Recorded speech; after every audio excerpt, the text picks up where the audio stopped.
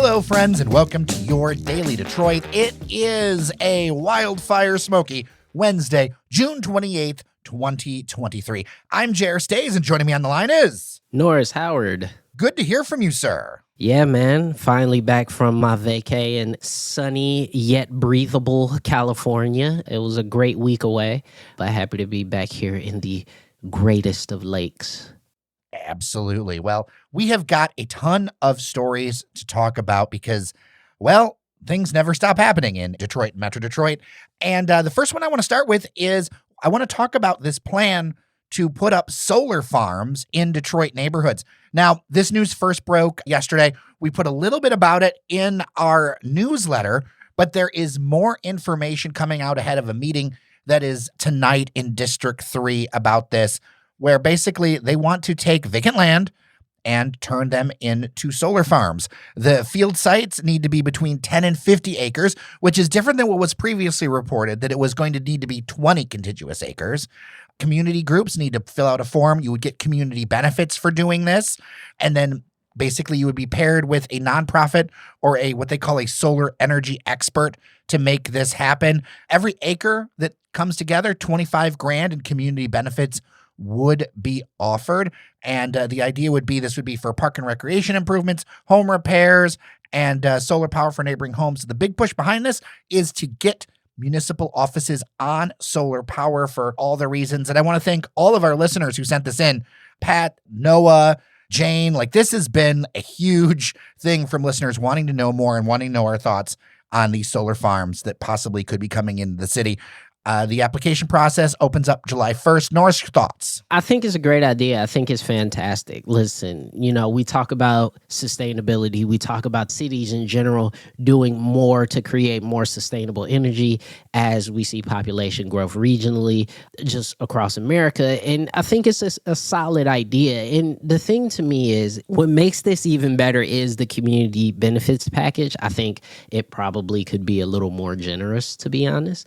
But if we're talking about placing solar panels in people's neighborhoods, I think it's important that those people not only see the benefits from that land being used, but also a reduction in their energy rates as well, right? Because if we're talking about sustainable energy, hopefully what that means is that everybody is then drawing from the same power eventually. But we know that this is a move to get municipal buildings on solar power. And I think that's a fantastic idea because, again, that's less money coming out of the people's pocket. I don't necessarily see too many negatives with a move like this. For those who don't know, there's already a massive solar park in Northwest Detroit on Greenfield and I-96 in a former park. And as that area started to see a little bit of population decline, the park was used a lot less. So that land was converted to solar farms. And as we look in the entirety of the city in this unused land that we have, I think that this is a positive way to begin to use some of that land because people are not going to come in and develop a lot of those areas. I think, a lot of times we hope and assume that there's going to be developers and there's going to be citizens that want to come in and build on that land. But at this point, we're almost 50 years deep into the situation that we're in when it comes to the size of the city. At this point, we need to start doing something with this land because nobody else is doing anything with it. I do think about development long-term, the kind of placeholder that this is, right? I feel like this sends a message, and even what you're saying kind of sends a message okay, this is the highest and best use of this land for now. This is what we can do. I also wonder about how this is going to work, the nuts and bolts of it, because Michigan is a very pro-utility state when it comes to solar energy. It kind of lags its neighbors. Except for Ohio, it lags its neighbors as far as solar panels and generation and all that kind of stuff. And in part, we have a situation where utilities here, really all the solar flows through them and then flows out. It's kind of difficult to operate in the solar space here compared to other states. And I wonder how this is going to work in practice, right? Like, is this going to be something where like it's sold back to the grid and then there's a discount? Or I'm kind of curious the nuts and bolts of this thing, you know? I agree. I think there are some particulars that still need to be figured out and still need to be shared with the public, which is why I personally think, like I said, the community benefits package, I think probably could be a little bit more robust. But the fact that there is one and that is a part of the calculus, I think is good. But to your point about the land, the way I view it is this, is that the land cannot just continue to sit vacant, right? And we want to talk about the long-term development. 50 years is long-term. And there are lots that have been vacant my entire life, and I'm in my mid-30s, that no one has touched in that time. It has just sat, it's just been vacant. Would I rather a solar farm be there than just a vacant field that somebody could, quote-unquote, potentially come and buy? Yes, I would rather a solar farm be there. And for me, as we continue to try to attract more people regionally and attract more people to the city, they're not going to these lots. They're not moving to these areas that we're talking about. So we might as well make a benefit or make something beneficial for the people that do live in those areas. And then potentially maybe somebody will want to come to Detroit and buy a house in this area because they can say, obviously, this is not what they're announcing right now. Like we said, it's just for municipal buildings. But hopefully in the future, somebody can say, hey, I want to move to, lack of a better area, I want to move to 7 Mile and Wyoming because that whole neighborhood is powered by solar and that is attractive to me. Or I want to move to Southwest Detroit because that whole area is powered by wind and solar and hydro. So I want to live in a green energy neighborhood. I think that's important for a lot of people. And I think this is a step to get into that direction. But as far as the land, the long-term development part of it is a hypothetical because no one's done anything with it so far. Now, I want to mention that there is word that a vertical farm is going into greater downtown Detroit in the Milwaukee Junction neighborhood. I talk a little bit about it in the newsletter, but I'm not going to talk about it here too much because we've actually booked one of the people putting it together to come on the show next week. So I'm excited to talk about that one and see kind of the solar farm and the vegetable farm tie together in one day of news, Yeah, another great story, another big win, I think, for sustainability in the city. I'm interested to hear that interview, and I can't wait till you guys have it. I will not say I am a farmer or know too much about farming, but I will say I think it's really cool. Now, I would be remiss if we didn't talk about the air quality. Now, we have explored this topic a number of times on the show, but I want to bring something a little bit new to you, Norris, because I was digging around for some studies and some historical context around all of this because, I had heard stories from family who lived in the city, and I found a air quality report from 1951, and it has specific areas and census tracts of the city because, of course, technology wasn't what it is today. So they had air quality monitors in various tracts of the city.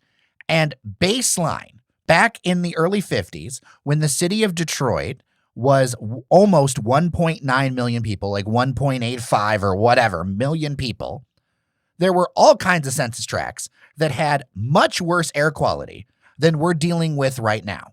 And all of it is really due to industrial pollution from back then. The area over by where the current Chrysler plant is, of course, Zug Island, a number of sites up Woodward and into Hamtramck, factory sites on the west side. And it really just made me stop for a second and go, this is kind of crazy, right? Like you think about all these like pictures of Detroit's past and we look back to the glory days. And I was talking with Ned Stabler online about some of the manufacturing plant issues and things like that. And this set in for me that like, wow, imagine a Detroit with 1.85 million people, but with this air quality on the regular. Of course, winds and things blowing around and whatever. And it just kind of stunned me. I don't even really have thoughts about it. I'm kind of stunned about it, and I want to get an expert on to talk about it. I definitely would love to hear the opinion of an expert myself. I think it's one of those things where we do have to sometimes take a step back and realize that we have made some strides as it pertains to environmental quality, and not just in Michigan, but just across much of the United States. You see pictures of the 40s and 50s, and there's just smoke smokestacks for miles and miles. And you're just like, that can't be good. You know, you add that in addition to like 80% of the adult population were smokers too. So it's like, that can't be good for the air quality either. But it's been terrible. I think the air quality over the past, well, really throughout the entire late spring and early summer from the wildfires in Canada. But it does make me feel better that like this is hopefully a temporary thing. But whoever let that campfire go crazy up there in Canada should be charged with every felony known to man. Well, they have a record number of wildfires and a number out of control that are in areas that are pretty inaccessible. And I am working on a Canadian expert to talk about some of these things for the show because, we can have our thoughts, but I'd like to have somebody on who's up there dealing with it and really what are the challenges that they're facing because this seems to be a pretty massive issue. We forget 50% is forest. The vast majority of the country is wilderness. And almost all of the population lives not that far from us in southern Ontario. It's incredibly difficult, I think, for them to get a hold of a series of wildfires out there. And I agree, hearing the opinion of experts would be fantastic because it seems to be an insurmountable task right now. So I want to talk about an article that I shared with you before we started the show. It's from Bridge Detroit. Of course, it's talking about transit, one of the things that a lot of our listeners want to hear about on the regular. And the article by Malachi Barrett, who I've met a couple times, enjoy his work.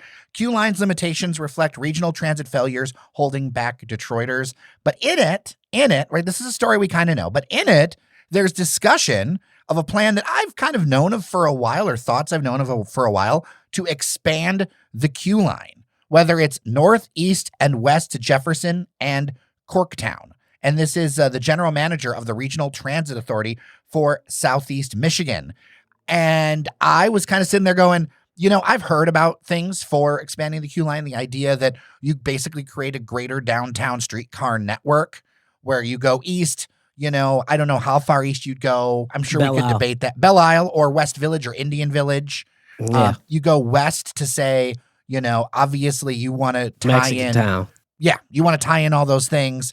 So the question is this something we're really thinking about? And should we be thinking about some other alternatives? And I'm just wrapped up in this thing. Like my mind is torn in a couple different ways because I know the public is obsessed with rail transit.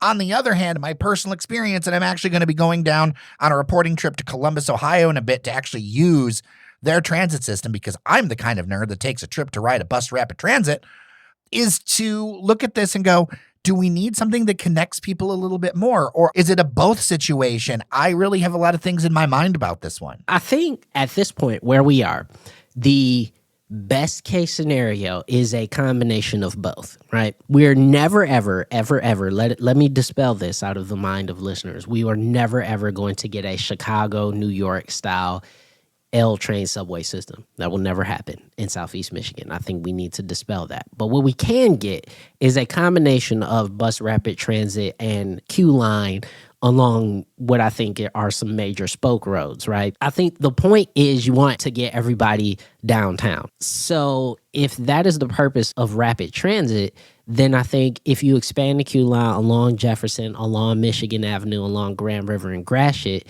and take Woodward, I have no idea how you would navigate getting it through Highland Park, but you could figure it out. But if you could even take it all the way out to 8 Mile and have the QLINE along those major roads, I think you're already in a position to have a really significant transit system along those roads. So I don't think the QLINE is able to handle that job. So the QLINE tracks as it's designed now, it's designed to go street speeds. And I don't think it's ever going to hit 8 Mile. I think that that's a bus rapid transit thing. I think what we're talking about here is really a downtown transit system, which, by the way, I will admit that the QLINE is improving on some of its metrics, which is good. But if downtown Detroit had the kind of population that a downtown should, things like the People Mover would be a lot more practical because you might be using it more. But how is that better than the People Mover? That's my question. It's not better. Well, without the people, it's not better, right? So if you're going to use something that connects, say, that Ford Michigan Central project, which is almost done, and downtown Detroit, you create the infrastructure for more people to go on it, but then you also have to create the ability for more buildings to be built, right? Like this all ties together because that is my worry, that you build this thing and there's no people for it. And I don't know how it stands comparatively, but in this article, they were talking about average ridership of, less than 3,000. Yeah, it's pitiful. And this is with it free, and it's going to stay free because of this government bankrolling that's happening because it's being funded with tourist dollars now. And I wonder too, okay, are we just going to fund this as a tourist train? And then if there are other benefits to it, great. But I don't think the QLINE is the infrastructure that's going to be able to handle getting to 8 Mile or getting to Dearborn. You need something faster. And in reality, when I've talked to people from MDOT on background and things like that, there isn't the will or the real physical ability to get a lot of that stuff in. And I think bus rapid transit is the only way that that's even possibly going to happen. Like I said, my sort of pipe dream, I agree. I think bus rapid transit is the only way it's going to really work. I unfortunately just think there's a huge stigma just around the bus in general in Southeast Michigan, and especially in the city of Detroit. I know for me, growing up, after you got out of high school, if you were riding a bus, something bad happened to you. That's something that a lot of advocates don't understand or they don't want to internalize. And it's kind of frustrating. I agree with a lot of advocates' positions on more transit, things like that. But you got to understand where people come from and where their culture comes from. And you got to meet them in the middle, or else you're just going to be yelling into the internet void. Exactly. And that's sort of the issue to me that I've always encountered when you talk to people about public transportation within city limits. I think obviously there's a cohort of people in urbanists who are very high on public transportation, and I love that. I think that's fantastic. But I think when we're talking about public transit within the city limits, we see that the vast majority of the people who use public transportation are Detroiters, over 70%, according to this Bridge of Detroit report. So the concept that there's this regional idea of how it's supposed to work is not real. So you have to make this appealing to Detroiters first. You can't make it appealing by talking about some larger regional issue. But I bring up that example talking about Detroiters because the ability to be able to find a vehicle, even a cheap vehicle or used vehicle, I don't want to say is easy, but has always just been the preferred method of transportation in the city of Detroit.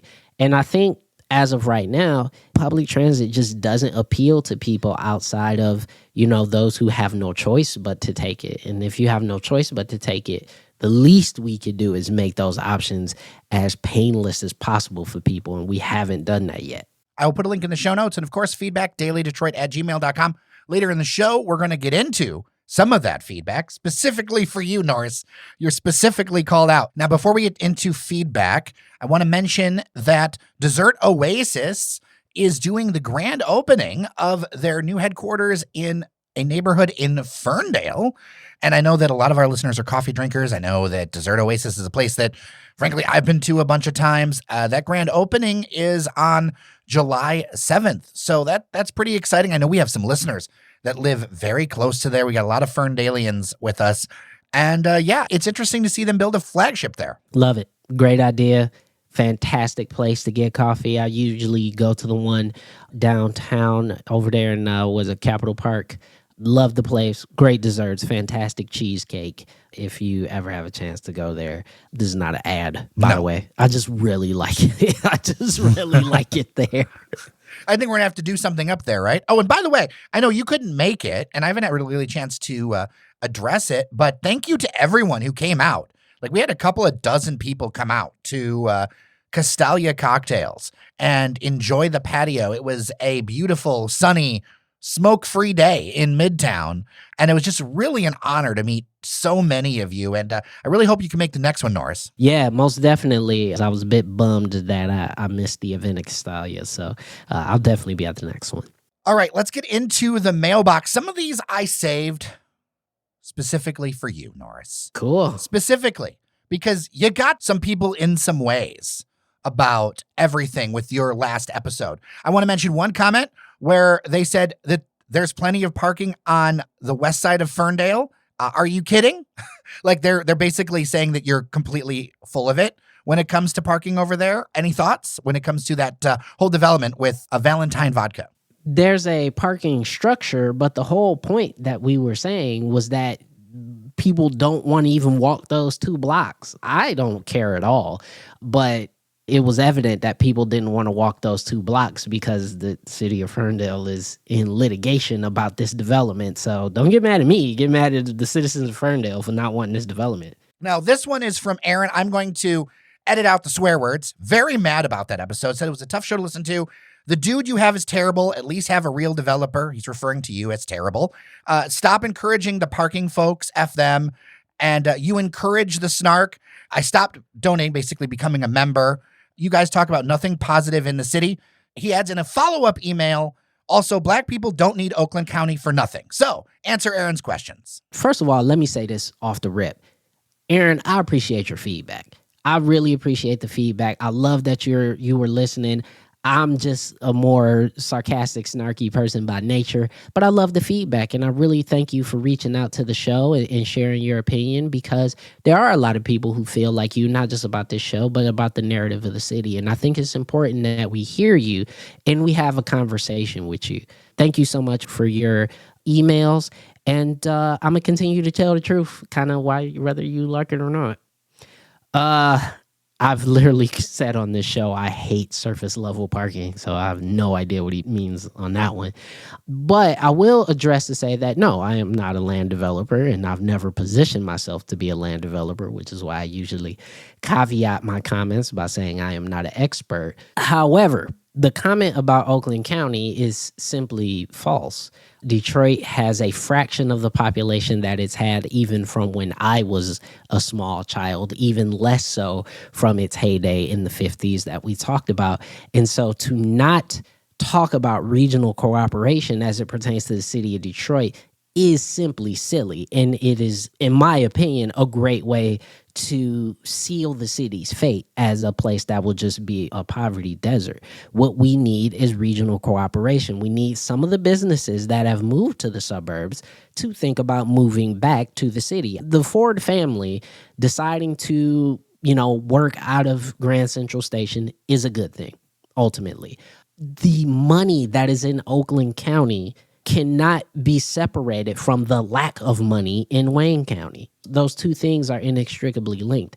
And so for us to talk about having major sports teams, major events, and be a major regional economic power, we cannot do that without the participation of Oakland County. And by the way, Oakland County is not all white people. There's plenty of black people in Oakland County between Southfield, Oak Park, Ferndale, and other places. So what did you tell me about Southfield the other day? It's Detroit with a good job. It's literally, I think Southfield is one of the few vast majority black suburbs in the region. So we cannot, and I will underscore italics all bold, cannot continue on this path by antagonizing Oakland County. We must cooperate with Oakland County, and the same goes for them. They can't antagonize us and continue to come down here on opening day and have a miniature riot every March.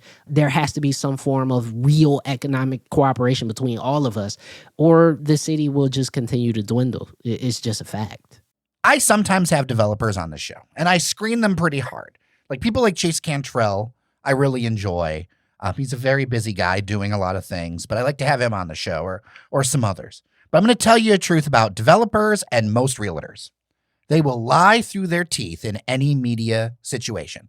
They will never give you a full, unless you got a few who are willing to talk, but most will never give you a real picture because their financial interest is being aligned in their way.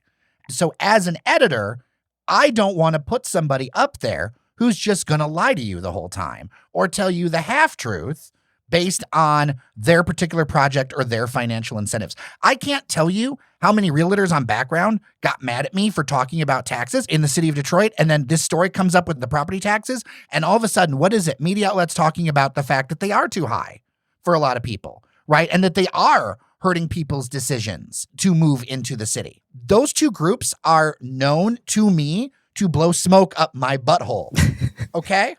I run a very fine filter when I put either one of those on because I get it. Like, you want to hear positive things all the time, and this has been a change. This even came up at the happy hour. I'm really glad that you're looking at things in a more realistic way. Other people, they don't like that. But I think there's a little bit of a change in that we dive into more things since the pandemic, right? Like that was a group shared challenge for all of us. But also, if you care about a place, you need to be able to talk about a place. And one of the reasons I think that we've been stuck is that a lot of times we're all like slapping each other on the back in a way that's not real. Now, we should totally lift things up and totally be positive because there's a lot of positive things. But to be like, you're negative all the time. You know what I hear from most media people out there in the world? That we're way too positive. And so it's just so funny to me, right? Like we can never get it right, Norris. We just talked about a couple of really good ideas in terms of people who want to expand public transportation. There are people who want to do more green energy projects within the city. These are cool, positive things and things that people will want to come and visit and be in the city for. But it just so happens that the last few episodes came on the backs of a very, in my opinion, pretty damning report about the state of the city and how people feel about it, and as well as a few other news stories that weren't the most positive. If they're not positive, I'm not going to lie to you guys. Like, I'm going to call it how it is and say, like, yeah, that's not good. The crime in the city is a reason why people leave. Why is that a rah-rah moment? That's not. But there's plenty to love about the city. I love the city. Two things can be true at the same time. Yeah. And I think that's the hardest thing on the internet or anywhere else. Like, nuanced conversation is difficult to have, and two things can be true. I love the city. I love being here. But also, I've got an air filter top taped to a box fan. You hit the nail on the head. Two things can be true at the same time. No place is perfect. I'm pretty sure if you went and listened to Daily New York or whatever city-specific podcast that there would be, eventually they're going to have to talk about some tough topics too. Now, this next one I want to mention didn't come with like a name. I can't seem to find one. But it was overall negative about Metro Detroit in general. Very, very negative in general. But highlighted a couple of things that I wanted to mention because they were saying that we were being too positive. One of the things they mentioned was, why do we talk about booze so much? So, I mean, you and I don't talk about booze as much. It's a passion of Devin's. It's a passion of Randy's. But younger people now use marijuana more. If there isn't enough marijuana usage, there isn't enough places to use marijuana. I will mention that I think there's only like one consumption lounge. I think it's in Hazel Park. I think it's called Hot Box Social. So they do have a real point there. But they're like, basically, people are into drugs more than booze. And we should talk about that more. Two things I will say. The city of Detroit has a really gray area as it pertains to marijuana right now. Obviously, there was a lawsuit based around the preferential treatment to Detroiters as far as opening recreational marijuana shops. It is difficult to talk about marijuana in the city of Detroit because the city of Detroit has not made it easy for people to buy and consume it. So that does raise some difficulties. I do think also, and you're absolutely right, as far as the consumption rates, especially of Gen Z. Gen Z does not drink as much as millennials and boomers and Gen X. They prefer to use marijuana and surprisingly shrooms. I agree with you fundamentally that it is something probably we should talk more about, but I also will say that in Detroit specifically, it's just a little bit more nuanced than alcohol. I'm big on people talking about what their actual experiences are.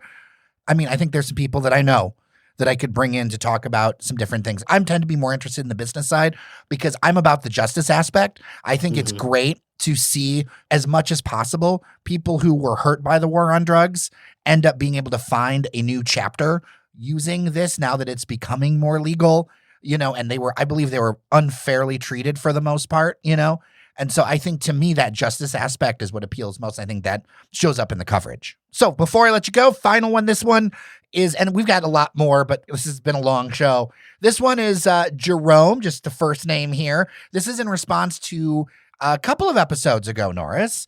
Norris is on it. Been living it all my life. Can't have a city without order. Ain't enough cops for I can't tell you how many times my garage has been broken into, stuff off my porches. There's almost no point in keeping up the outside of my house as it's just going to get blanked up again. Thoughts? Yeah. Again, the data shows that the vast majority of Detroiters want more police presence. They want more protection. They want to feel safe in their own city. This is a continued issue. I spoke about it at length a few episodes ago about this, and it just continues to be a common refrain that we're hearing from actual Detroiters.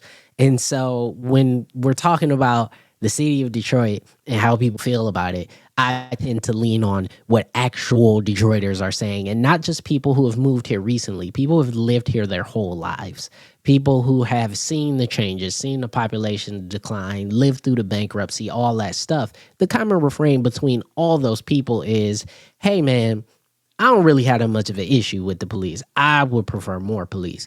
That's what you hear. So I think it's one of those things where instead of trying to continue to join the popular chorus that you see online, let's join in on the popular chorus that we see of our neighbors, the people who physically, literally live next door to us, and trying to figure out the best way that we can move forward with them, because the same approach to an issue in Chicago is not going to work for Detroit, which is not going to work for New York, which is not going to work for Atlanta, and so on and so forth. So as we're speaking specifically to Detroit, I think this is a topic and an issue that you're going to see a lot more of, and you're going to see a lot more Detroiters, I think, feel more empowered to be able to stand up and say, no, I want our police force to work for us and continue to work for us in making me feel safe in my own city. So I know you said that things in other cities may not work for us. And I do agree, but I think we can be inspired by some things. So one of the things I want to do is I want to talk to a group of people. They've worked with the New York City police in the Brownsville neighborhood of Brooklyn for a couple of square blocks, where a community group is actually handling low-level crimes, and the police are sitting back in plain clothes, and they're there for 911 for the big stuff, the homicides, the whatever.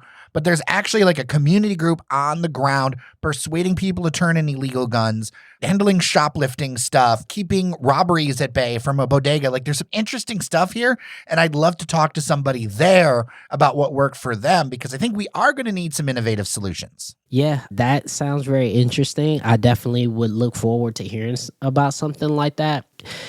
I just also see the potential for just bad things to happen there. But I'm not an expert, and I'm not going to pose myself as an expert. So let's bring on an expert to talk about it.